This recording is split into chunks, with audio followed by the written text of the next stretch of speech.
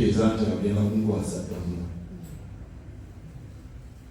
Yaŋŋamba nti abantu bano bogenda okulengera balina embeera ez'enjawulo, balina amabala maawufu, batambulize wamu. Kabaka bw'atyo bwe yaŋŋamba, batambulize wamu. Mbabiddeko kati nze nange kyenfuba okukola okulaba nti amabala ag'enjawulo Kabaka geeyogera kulawo gy'oyitamu, kyegezaako okutuukiriza. Era bwe najja najala nkumbi nga kyejja enkwasibwa Ddamula, Ssaabalabirizi oyo Kakembo yayigiriza n'agamba nti ssemasonga ey'okutambira abumu onoobutuukiriza otya? Ne mugamba nti okutuukiriza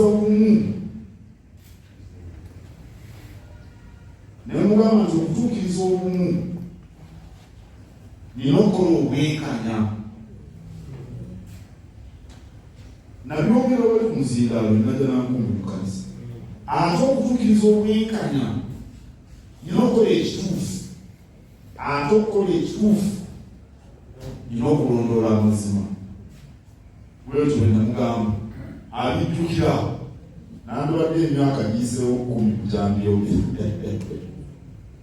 Awo nno tufuba ne bannange bano okunyweza obumu mu bantu ba Kabaka, nga tutuukiriza, nga tuli benkanya, nga tukola ekituufu, nga tulondoola amazima. Kubanga nga bwe mulaba ekibatu n'abantu ba Buganda bwe bafaanana, tewali ngalo n'emu efaanana ginnaayo. Ne bwomera akagalo kano kwe bayita kannamagalo, nako yakajja mu kikula kyako nga kawukana n'engalo zino ettaano. Ssaabalabirizi nkyafuba nga bwe munsabira okukola obwenkanya n'okukola ekituufu n'okulondoola amazima. Era ebyo Ssaabasajja ya Buganda ey'okutaano, abantu tutambule nabo mu mabala gaabwe ag'enjawulo. Era bwe tunaaba tukoze bwe tutyo tugenda kulaba amaanyi mangi nnyo. Kubanga oli wakuba oluyi lukuluma, naye ate oli wakuba ekikonde ayinza okuwomololwa. Naddala wabanga alina amaanyi ganze ng'akola lwiyo.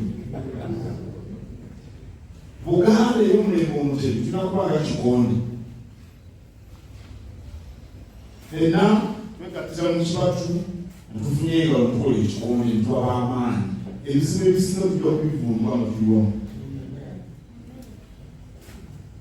Awo nno oba olina jankumbi oba kyeka oba lubaka oba kibuyi oba olina langi ya kyenvu oba myufu oba yakyagala, bw'omanya nti Kabaka ekitaffe omanya nti Buganda tujja gitambuza tutuuse ku ntikko tuli wamu.